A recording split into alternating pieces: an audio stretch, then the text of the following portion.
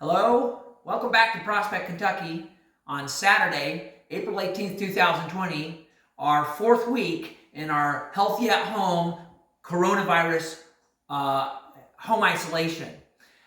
Tonight we're going to bring you some more bourbon cocktails. Some of you may have been asking yourselves from the beginning, why in the world have I skipped some of the most obvious bourbon whiskey cocktails and gone on to other things?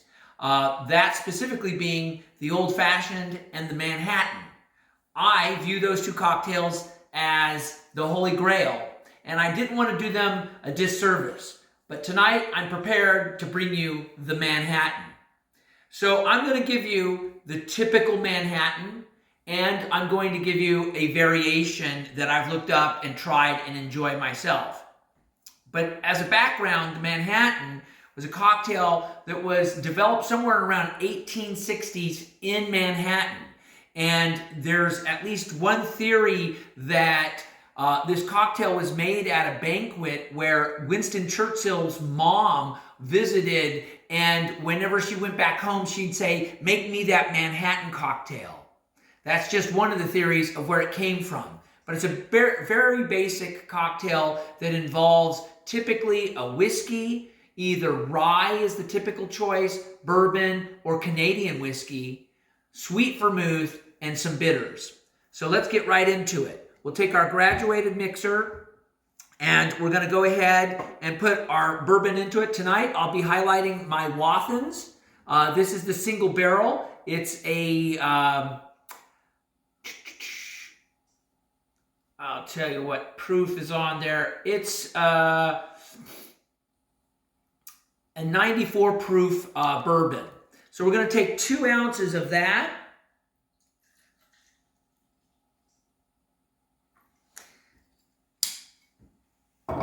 And then we're going to take our sweet vermouth. Again, I keep my sweet vermouth after opening in the refrigerator. Some bartenders believe that helps the sweet vermouth last longer and not get skunky. And we only need 1 ounce of that.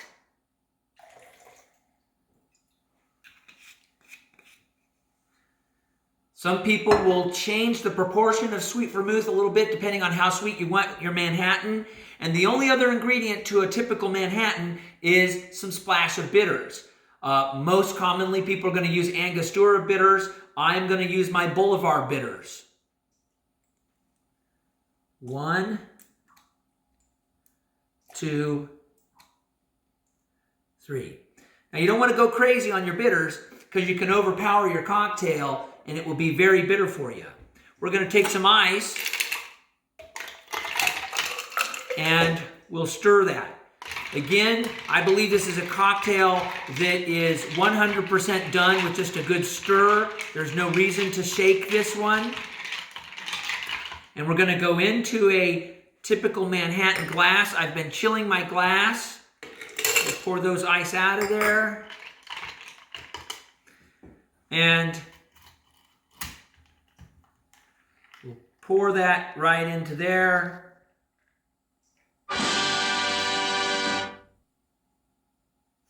You can smell that terrific sweet vermouth sweetness coming off of it already. And then we need to garnish that. And I have taken some of my cherries that have been soaking in the Woodford Reserve. And we'll just put that right in the center. That is your classic Manhattan. It's a strong drink, similar to a martini, but it's the whiskey bourbon equivalent of the martini. Now, let's do our variant to that. So I'll rinse this out just quickly. And we'll do a slight variation to that. All we're going to do for this slight variation is use something different for the bitters component of it. So we're still going to do our 2 ounces with our Wathins bourbon. And we're still going to do our 1/2 ounce of our sweet vermouth.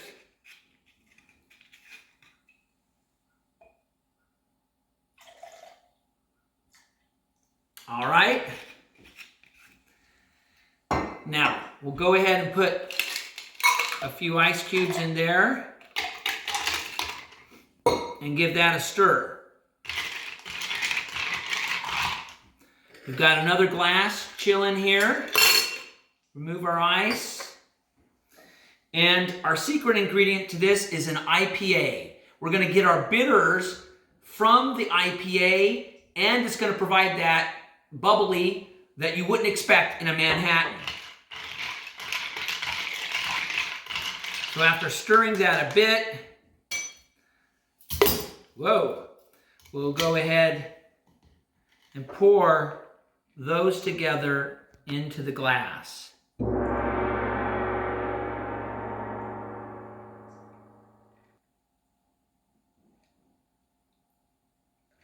Get it right up to the rim. Try not to make too much of a mess. And then this one gets garnished with an orange slice on the top. So if you can do it without making much of a mess, that is the Bubbly Manhattan.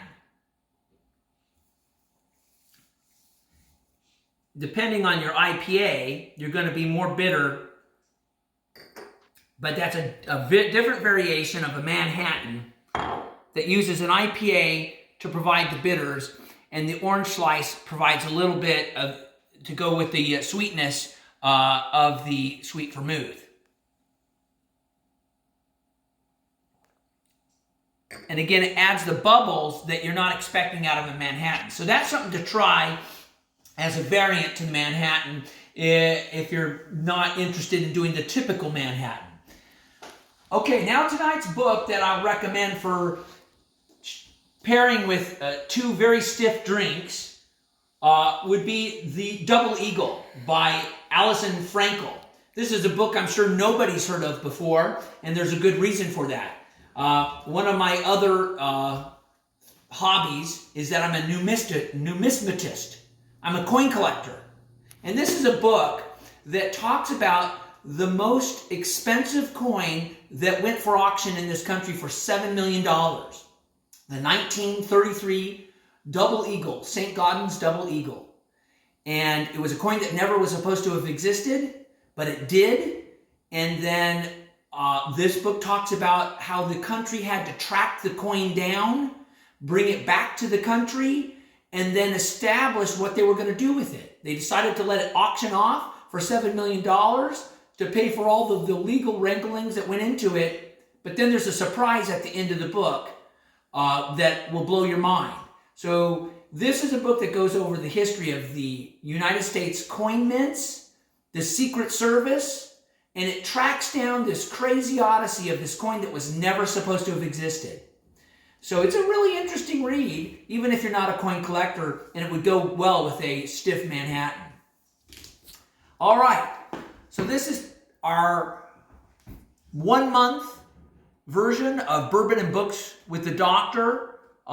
We've been in our home, healthy at home quarantine for a month now. Some of us have gone a little bit crazy, bonkers, but we got to keep enjoying ourselves, make a cocktail, and stay safe, because we probably have between 2 and 4 more weeks of this.